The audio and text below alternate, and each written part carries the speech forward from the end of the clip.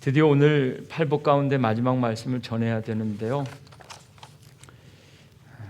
사실 좀 마지막이라 이제 끝이다, 드디어 팔복이 끝이다, 이런 마음이 좀 들어야 되는데 마음이 좀 많이 무겁습니다.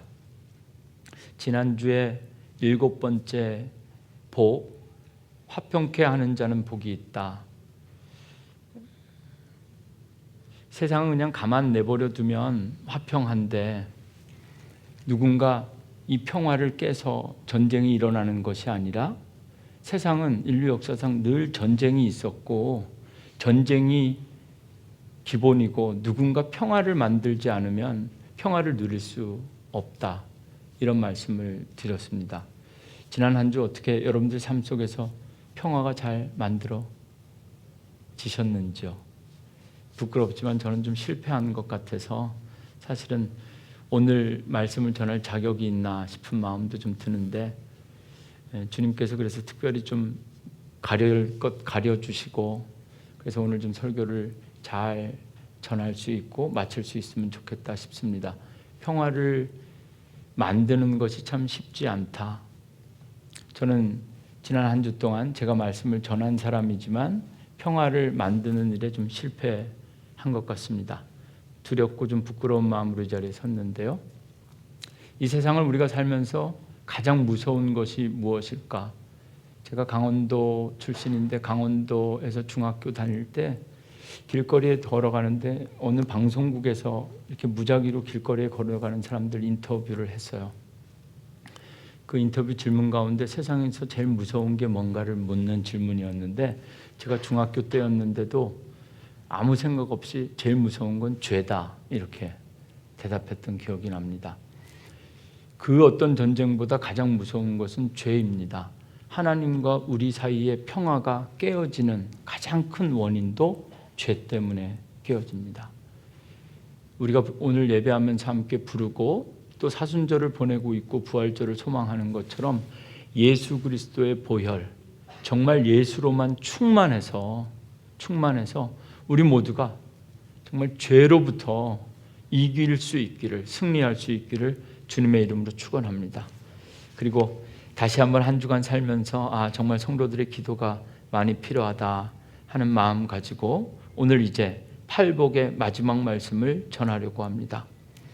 팔복의 마지막 말씀은 마태복음 5장 10절인데 이미 우리가 오늘 주신 말씀을 읽었지만 이제 마지막 말씀을 나누기 위해서 오늘 한 번 더 우리 성도들과 함께 마태복음 5장 10절 다 함께 짧은 말씀이지만 오늘 마지막이라 그동안 여러 가지 같은 말씀을 읽으면서 현대인의 성경, 표준 세번역 여러 가지 번역으로 읽었는데 오늘은 가장 일반화되게 많이 성도님들이 가지고 계신 한글 개역 개정 번역으로 마태복음 5장 말씀을 읽었는데요. 10절 말씀 우리 화면 보면서 함께 오늘 주님께서 이제 마지막으로 팔복 가운데 마지막으로 주시는 팔복의 마지막 메시지가 무엇인지 함께 읽으시면 좋겠습니다. 한번 읽으실까요? 시작.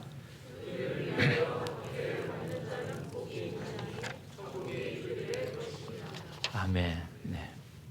의를 위하여 박해를 받는 자는 복이 있나니 천국이 그들의 것입니다. 오늘도 똑같은 방식입니다. 이 말씀의 의미를 충분히 해설하고 그리고 이 말씀을 우리 삶 가운데 적용할 수 있는 하나님의 음성을 함께 듣기 원하는데요. 먼저 이 10절 말씀을 온전히 이해하려면 10절 이 짧은 본문이지만 이 본문 속에 몇 가지 키워드를 좀 확인해야 되는, 첫째는 의, 하나님의 의, 그리고 두 번째는 박해. 특별히 미리 좀 말씀드리면 지난주에도 그냥 평화, 화평, 화목이 아니라 평화를 만드는 자, 오늘도 그냥 박해가 아니라 박해를 받은 자, 특별히 한 번 더 설명드릴 텐데요. 과거 또는 현재 완료되어져 있는 완료형으로 쓰여진 문장입니다. 박해를 이미 받은 자는 복이 있다. 복은 팔복을 시작할 때 말씀드린 것처럼 신명기 33장 말씀처럼 하나님께서 올해 우리에게 주신 비전, 행복한 성도, 행복한, 다 함께 따라하겠습니다. 시작. 행복한 성도, 행복한 가정, 행복한 교회. 올해 정말 이 복, 그 복이 바로 예수님께서 말씀하신 팔복의 복이라 말씀드렸고 천국이 그들의 것이다. 천국은 무엇인지 간단하게 먼저 좀 살펴보고 말씀의 주제를 나누려고 하는데요. 마태복음의 의, 디카이오시네라는 헬라어 단어로 사용된 이 의가 저기 짧은 문장이고 말씀인데 그 마태복음 5장 10절을 깊게 연구하면 마태복음, 복음서 가운데에서도 마태라는 그 복음서 저자 그리고 마태가 가지고 있는 특징적인 표현들이 여기다 있습니다. 하나님의 의라는 표현도 마태에만 나오는 그 헬라어 단어가 마태에만 7번 나오게 되고요. 또 하나 우리 예수 믿고 천국 갑시다 이렇게 이야기할 때 천국이라는 단어 있잖아요. 천국 말고 또 뭐 있죠?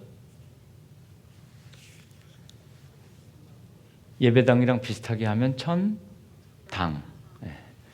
처음 들어보시는 것처럼. 그리고 또 하자로 시작하면 하나님의 나라. 하나님의 나라. 좀 더 줄이면 하늘나라. 다 나왔습니다. 이거 막 우리가 혼동해서 쓰죠. 우리 예수 잘 믿고 나중에 어디 가자? 천국 가자, 천당 가자, 하나님의 나라, 하늘나라.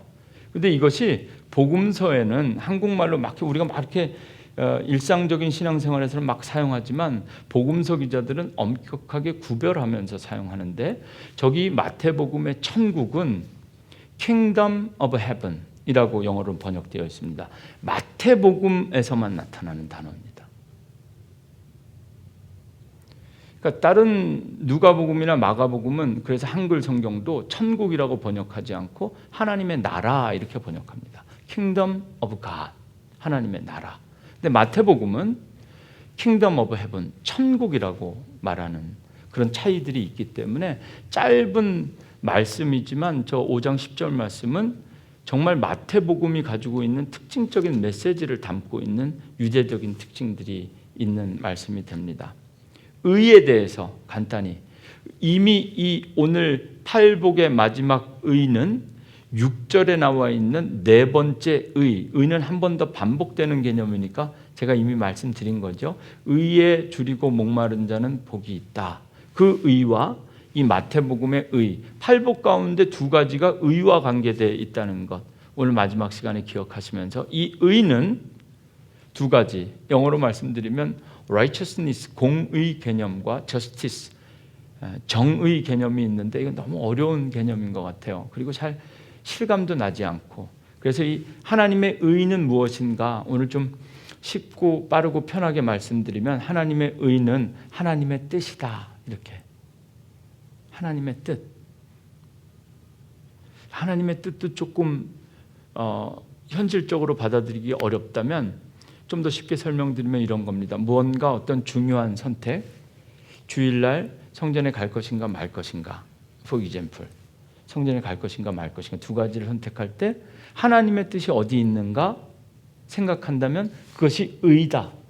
그러니까 의는 아주 엄청난 형이상학적이고 엄청난 대의를 이야기하는 것이 아니라 실질적으로 우리 삶 속에서도 크고 작은 이번에 한국을 방문할 것인가 말 것인가.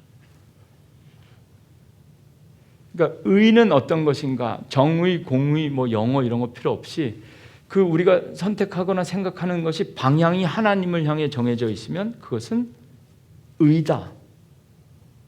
그래서 God's demand, 하나님께서 요구하시는 것과 방향이 딱 일치하고 이게 얼라인먼이 딱 맞아 있는 것, 이것이 바로 의입니다. 두 번째, 박해를 받는다, 복이 있다, 천국. 천국에 대해서도 이미 조금 서둘러 말씀드렸지만 좀 더 마무리 지으면 하나님의 나라나 하늘나라는 우리가 신앙생활하면서 현대 모든 개신교 기독교인들이 이단이 아니라 정통적이고 올바른 신학적인 해석은 천국 개념은 이중적입니다. 미래에 우리가 정말 마지막 때에 부활하신 주님께서 다시 오실 때 우리가 가게 될 영원한 하늘나라 개념으로서 천국을 우리가 고백하고 또 하나는 현재적인 영원한 생명, 지금 여기서도 행복한 성도가 된다는 것은 지금 2023년 이 3월, 4월 지금도 나는 여기서 천국을 맛볼 수 있어야 된다는 고백이고, 행복한 가정이 된다는 것은 내 가정이 천국이 된다는 소망이고, 행복한 교회를 이룬다는 것은 우리 교회가 천국이 될 수 있다는 고백이기 때문에 우리 신앙에 있어서, 기독교 신앙에 있어서 가장 기복이 되는 천국에 대한 고백은 미래적인 하늘 저 높은 어딘가에 있는 그런 고백이면서 동시에 지금 현재적인 고백인데, 마태복음에서 천국, 킹덤 오브 헤븐이라고 말하는 저것은 이 두 가지 의미 가운데 현재적인 고백에 강점이 있는 겁니다. 왜냐하면 마태복음을 쓴 이 마태가 마태복음을 기록할 때 이 복음서를 읽었던 주 독자층이 유대인들이었는데, 이 유대인들은 메시아를 기다리는 사람들, 메시아는 지금 있는 이런 대통령, 지금 있는 이런 지도자, 지금 있는 이런 왕 말고 정말 구약 시대에 하나님께서 보내주시겠다고 약속하신 그 메시아가 딱 오셔서 여기에 천년 왕국을, 지금 여기에 실제 나라를, 왕국을, 국가를 건설하는 개념이기 때문에 이 유대인들이 기대하는 천국 개념에 맞추어 오히려 이 마태복음은 천국이라는 의미를 다른 마가복음이나 누가복음 기자들과 달리 하나님의 나라 이렇게 하지 않고 천국이라고 표현하게 돼서, 그 유명하게 마태복음에는 예수님의 사역도 회개하라, 천국이 가까이 왔다. 저기 우리가 나중에 우리가 가야 될 천국이 아니라 이미 우리 안에 다가오고 있고 와 있는 천국에 대해서 강조하고 있는 것이 천국입니다. 이 팔복의 마지막 복, 특별히 천국이 그들의 것이다 라는 것, 이제 오늘 마지막이니까 이 팔복에 대한 공부 아닌 공부를 좀 마무리해야 되는데요. 팔복을 가만히 읽어보시면 이 천국도 처음이 아니죠. 팔복의 첫 번째 복, 혹시 심령이 가난한 자는 복이 있나니, 그들에게 약속된 복이 뭐죠? 천국이 그들의 복. 그러니까 팔복은 천국이 그들의 것이다 라는 복, 첫 번째 약속으로 시작해서 여덟 번째 마지막 약속도 천국이 그들의 것이다. 인클루시오라고 하는데요. 괄호라고, 이 팔복의 구조 자체가 괄호 쳐지듯이 천국이 그들의 것이라로 시작해서 천국이 그들의 것이라로 딱 끝나는. 여러분, 이번에 우리가 팔복을 나누면서 그런 생각이 어제 들었어요. 마지막 설교를 준비하면서 우리가 이 땅에서 살면서, 이 땅에서 살다가 천국으로 가야 될 줄로 믿습니다.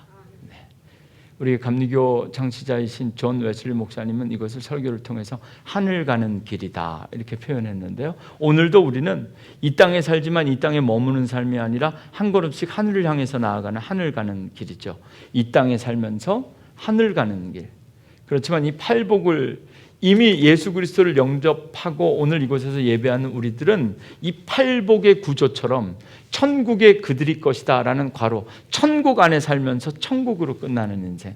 우리가 때로는 실망하기도 하고 실패하기도 하고 낙심하기도 하고 우리의 신앙이 거의 날아가는 것처럼 사라지는 것 같은 순간을 경험한다 할지라도, 영적인 깊은 침체에 빠진다 할지라도 우리가 이 팔복 안에서, 천국에서 천국, 요 안에 머무는 삶을 살아야 되지 않겠는가. 여러분들을 위해서 그렇게 기도해야 되겠다. 여러분, 이 팔복의 마지막, 천국은 그들의 것이다. 처음에 예수님께서 제자들을 부르시고 팔복을 시작하면서 첫 번째 심령이 가난한 자들에게 주신 복도 천국이었고, 마지막 여덟 번째 복을 말씀하시는 결론도 천국으로 끝나고 있다는 것. 어떻게 해석해야 됩니까? 이 팔복이 무엇과 관계가 있다는 겁니까? 천국과 관계가 있다는 겁니다. 정말 행복한 사람은 어떤 사람이라는 겁니까? 천국을 믿는 사람, 천국을 소유하는 사람, 천국을 바라보는 사람, 천국이 정말 있다라고 믿는 사람, 그 사람이 행복하다. 더 놀라운 것은 여러분들 성경을 한번 보시면 처음에 심령이 가난한 자, 그리고 의를 위하여 핍박을 받은 자, 이 두 개의 복만 현재 완료형으로 쓰여졌습니다. 나머지는 다 미래형입니다. 그래서 영어로 읽으면 두 번째 복부터 일곱 번째 복까지는 다 미래형 조동사 will. 너희들이 화평을 이루게 되면 이렇게 하면 화평케 하면 복이 있을 것이다. 그런데 심령이 가난한 자들, 이미 가난해진 자들, 오늘 이 말씀은 그래서 박해를 받을 자들, 앞으로 박해를 받을 자들이 아니라 이미 박해를 받은 자들에게 주시는 하나님의 위로의 말씀. 그리고 그 약속은 천국이다라는 것을 말씀을 통해서 우리가 확인할 수가 있습니다. 천국이라는 단어도 신약 성경이 총 27권 가운데 이 마태복음에만 집중적으로 나오는 단어라는 거 기억하시면서 앞으로 오늘뿐만이 아니라 이 신약 성경 특별히 천국에 대한 메시지와 말씀을 들을 때마다 마태복음이 이야기하는 천국의 개념 그리고 그것을 우리가 구하고 기도해야 될 것들과 또 다른 복음들에서는 어떠한 차이들과 특징들이 있는지 살펴보는 것도 우리의 신앙을 더 깊게 그리고 성숙하게 만들 수 있는 기회가 되리라 이렇게 믿습니다. 이제 오늘 이 마지막 말씀을 통해서 그렇다면 우리 삶 속에 정말 의를 위하여 박해를 받은 자는 복이 있다. 정말 어떤 행복을 우리가 살아야 되는가 이 말씀을 적용 세 가지로 요약해서 하나님의 음성을 나누고자 하는데요. 한 번만 더 마지막이니까 우리 5장 10절 말씀 한 번만 더 읽어주셨으면 좋겠어요. 아까보다 조금 더 클 줄로 믿고 한 번 더 읽겠습니다. 시작.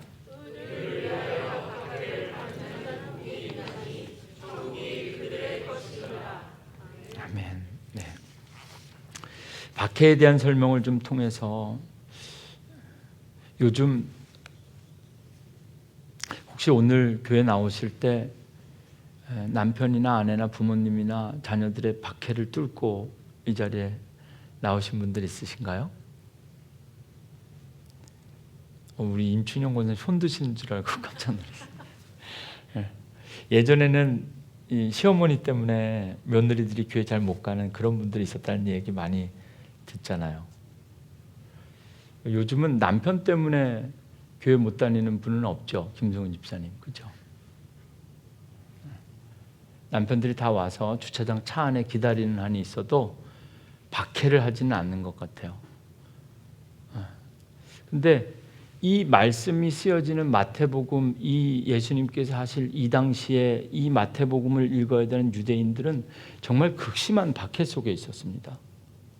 두 가지 박해 있는데요. 첫째는 어떤 박해냐면 가족들과 믿는 사람들, 가장 친한 사람들에게 박해를 받고 있어요. 지금 원래 유대인들은 정확하게 이렇게 표현해도 될지 요즘은 다 이렇게 방송이 되고 녹화가 돼서 좀 조심스러운데 유대인들이라고 생각해 보면 주이시들인데 주이시들이 크리스천으로 개종하게 되면 예수를 믿게 되면 가장 가까운 사람들, 가족들, 친지들, 이웃들로부터 박해를 받는 겁니다. 뭐라고 박해를 받냐면 이단이라고. 모세의 율법을 믿으면서 정말 메시아가 올 때까지 기다려야지 지금 예수 믿고 컨버트 하는 것 자체가 이거는 이단이고 개종이기 때문에 지금 이 마태복음을 읽어야 되는 독자들 입장에서는 가장 사랑하는 가족들과 오랫동안 함께 했던 그 친구들과 그 신앙을 포기하고 나는 예수 믿기로 결정하는 순간부터 그들은 이단이라는 온갖 모욕과 박해를 받은 겁니다. 박해에 대해서 제가 미처 설명을 좀 못 드린 것 같은데 박해는 여러분들이 생각하는 그 고난과 핍박 그게 박해인데요. 오늘 말씀 10절 말고 11절 말씀 혹시 있으시면 화면에 보여주실까요? 11절을 제가 읽을게요. 나로 말미암아 너희를 욕하고 박해하고 거짓으로 너희를 거슬려 모든 악한 말을 할 때는 너희에게 복이 있다. 10절까지가 팔복의 마지막이고 11절에 또 나오는데 11절에 너희에게 복이 있다라는 말이 한 번 더 나와요. 사실은 저걸 한국말로 읽어서 그렇지 헬라어로 읽으면 저 복도 똑같이 쓰여져서 학자들이나 목사님들은 팔복이 아니라 구복이다 주장하는 사람들도 있습니다. 근데 저는 그것보다 이 11절은 9번째 복을 이야기하는 것이 아니라 이 11절의 복은 10절 박해가 어떤 박해인지를 보충해주고 설명해주는 그래서 이 11절로 10절을 해석하는 것이 올바른 해석이다. 저는 이렇게 생각하는데요. 박해란 무엇인가? 11절에 볼까요? 너희를 욕하고 욕먹는 게 박해당한다는 겁니다. 그리고 거짓으로 너희를 거슬려 모든 악한 말을 할 때에는 너희에게 복이 있다. 박해는 뭘까?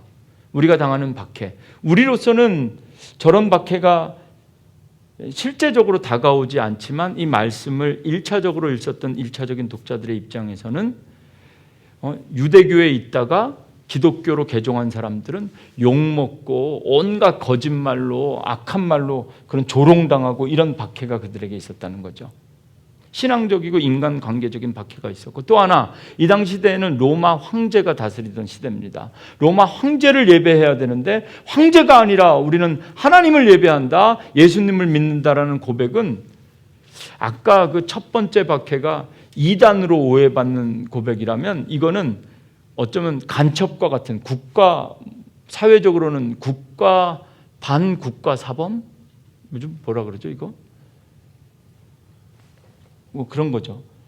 국가의 정책에 반하는 사람. 그러니까 이 지금 예수님께서 말하는 이미 박해를 받은 사람들은 복이 있다는 것은 실질적으로 1차적으로는 유대교에서 유대교를 포기하고 나는 예수 믿기로 결정한 사람들, 목숨을 내걸고 로마 황제를 예배하기보다는 나는 하나님만 예배하겠다고 결단하는 것 때문에 실제로 처형을 당하고 목숨을 잃었던 사람들, 여기 살아있어서 오늘 이 예수님의 팔복의 설교를 듣는 사람들뿐만이 아니라 이미 죽은 사람들, 박해를 받은 사람들, 다른 말로 하면 순교한 자들, 그들에게 복이 있다.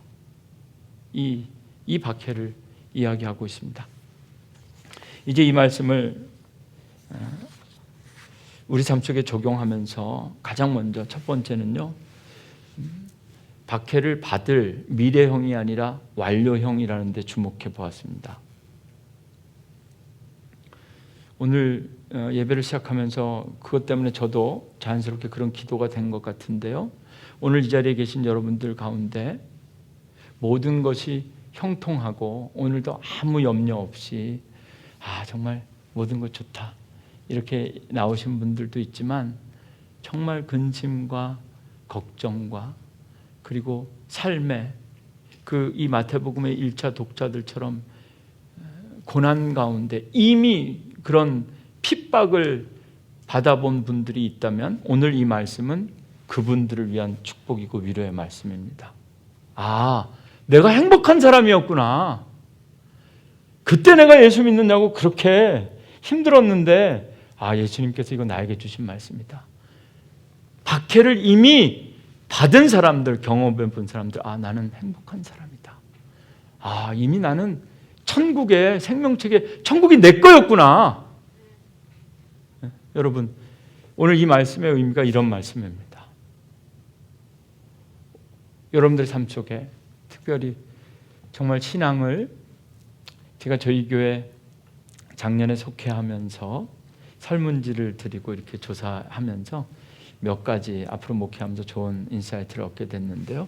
그 중에 하나가 저희 교회 출석하게 된 성도님들에게 조사한 설문지에 처음 예수를 믿게 된 그 설문 중에 가장 많은 답이 뭔지 아세요? 모태신앙이 제일 많았어요. 전체 중에 60% 정도가 모태신앙이었어요. 그리고 여기에 두 번째 설문, 모태신앙은 아니지만 가족이나 형제의 권유로 예수를 믿게 된 13%까지 더 합치면 거의 80%가 모태신앙이거나 가족의 영향으로 처음 신앙생활을 시작했다는 거예요. 이것은 두 가지 의미를 우리에게 주죠. 우리가 전도를 안 하는구나 이런 생각입니다. 그 다음 설문이 뭐냐면 예수 믿게 된 거 말고 우리 교회에, 우리 몬트리올 한인 감리교회에 처음 나오게 된 이유가 뭔지라는 그 설문지에 보니까 정말 그렇더라고요. 거기 설문지에 이런 질문이 있었어요. 이미 몬트리올 한인 감리교회 다니는 누군가로부터 전도되어서 딱 2사람이 있었습니다. 그리고 가장 많이 설정한 게 뭐냐면 스스로, 우리는 다 스스로 아무도 전도해 주지 않았지만 참다 아무도 나에게 교회 가자고 하는 사람들이 없어서 내 발로 걸어왔다. 작년에 저희 교회 어떤 분이 하도 오랫동안 다니는데 한 3달 정도 지난 다음에 그런 얘기를 했다 그래요. 왜 이 교회는 등록하라는 얘기를 안 해요? 그래서 등록카드 좀 주세요. 그래서 본인이 쓰셨다 그런 것 같아요. 박해받는 그런 신앙생활을 우리가 요즘 하고 있지 않지만 그럼에도 불구하고 오늘 여러분들 가운데 정말 신앙으로 말씀으로 사는 것이 때로는 먼 길을 돌아가야 되는 것 같고 더 손해봐야 되는 것 같고 욕도 먹고 오해도 받고 그런 경험들이 있다면 여러분들은 행복한 사람들입니다. 지금까지 말씀으로 잘 순종하며 살아오셨고 여러분들은 천국을 지금도 맛보실 수 있고 나중에 천국에서 우리가 다시 만날 줄로 믿습니다. 그런데 두 번째는 이 첫 번째 메시지와 함께 같은 선상에서 우리가 좀 고민해 봐야 되는데요. 둘째, 오늘 하나님께서 우리에게 주신 메시지는 둘째, 하나님이 주시는 핍박을 온전히 분별하라. 우리가 믿음으로 사는 분들에게 이런 신앙 고백이 있어요. 내가 하는 내 안에 일어나는 모든 일들이 다 하나님의 계획이다. 내가 지나온 모든 과거도 하나님의 일들이고 다 모든 것이 하나님의 계획이었다라고 고백하는 것이 되게 믿음 좋은 고백인 것 같은데 어제 저녁에 말씀을 준비하면서 생각해 보니까 어리석은 고백일 수 있겠다. 의를 위하여 핍박을 받는다는 것, 핍박을 이미 받은 자들이 무조건 행복하고 천국을 가는 것이 아니라 조건이 있다는 걸 기억하셔야 되는데 의입니다. 어떤 분이 쓴 컬럼을 제가 읽었는데요. 하나님의 심판과 의를 핍박으로 착각하지 말아라. 우리 삶의 모든 고난이 의를 위한 핍박이 아니다. 그리스도인들 가운데 많은 사람들이 고난, 핍박 코스프레로 살아가고 있다. 하나님께서 주신 고난은 특별한 고난이고 따로 있다. 자기가 게을러서 당하는 고난을 핍박으로 착각하지 말라는 겁니다. 자기가 순종하지 못해서 당하는 고난을 핍박으로 착각하지 말라는 겁니다.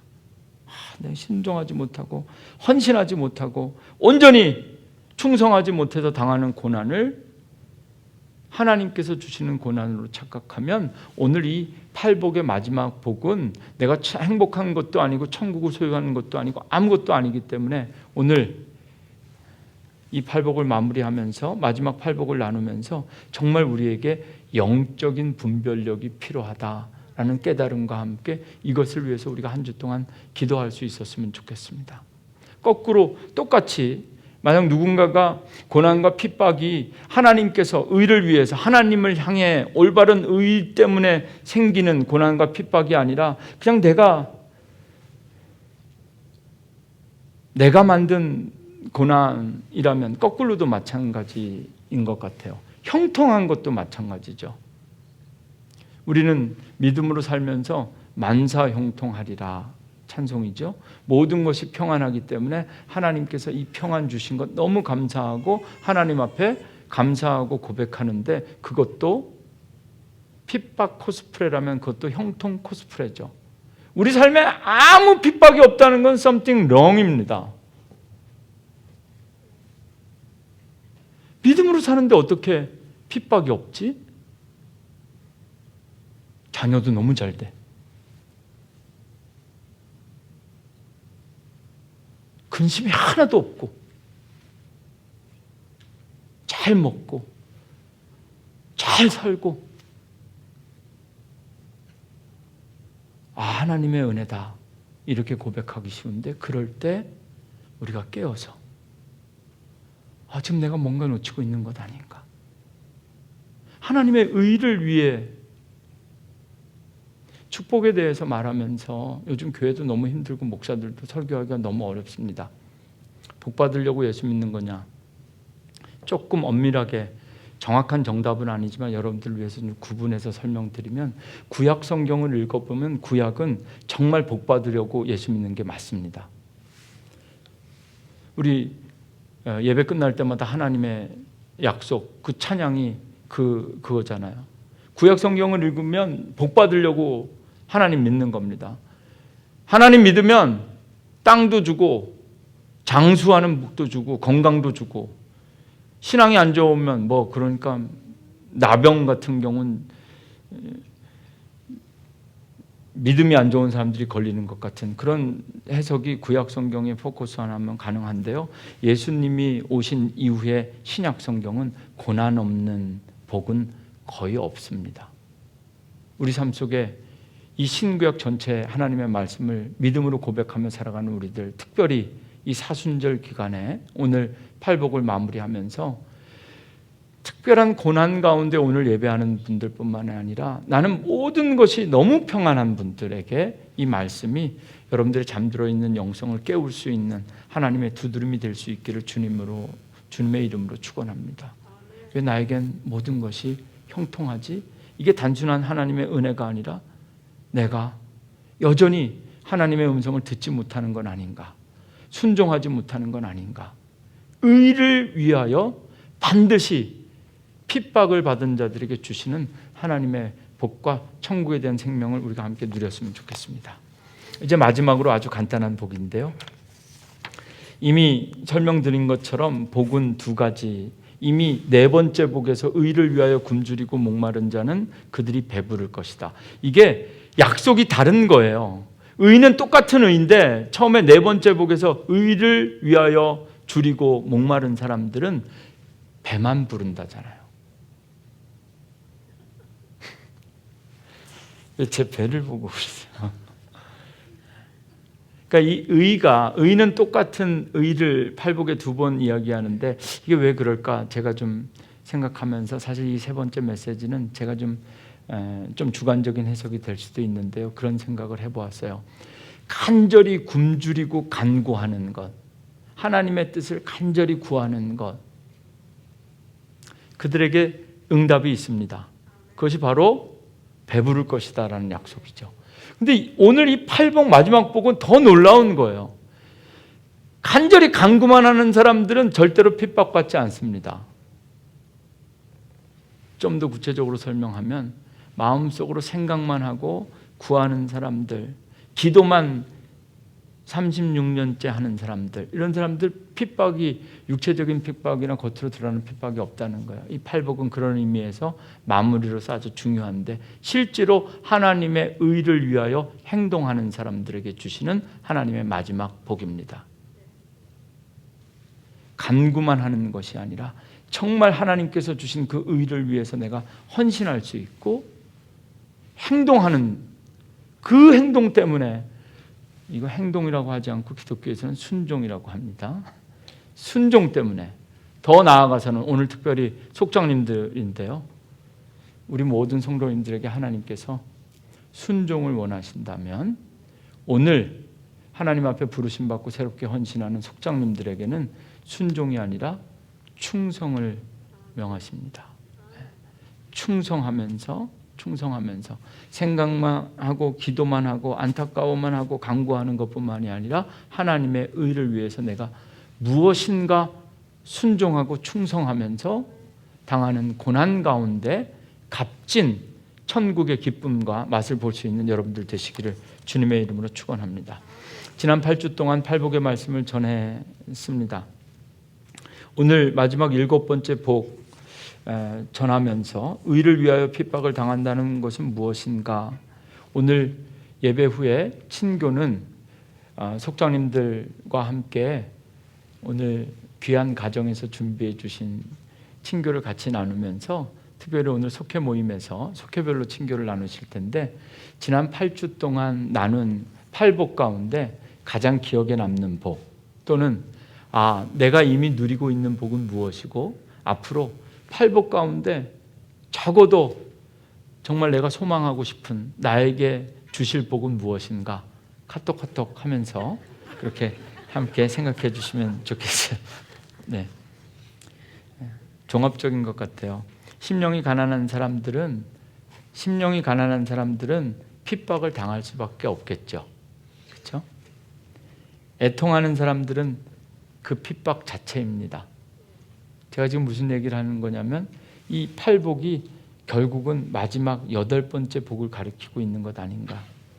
애통하는 자들이야말로 핍박 그 한가운데 있는 사람들입니다. 온유하고 싶어도 세상이 우리를 온유하게 내버려 두지 않지요. 그래서 온유한 자들에게 주시는 복을 누리려면 그 또한 핍박을 받아야 됩니다. 의에 줄이고 목마른 자들도 마찬가지입니다.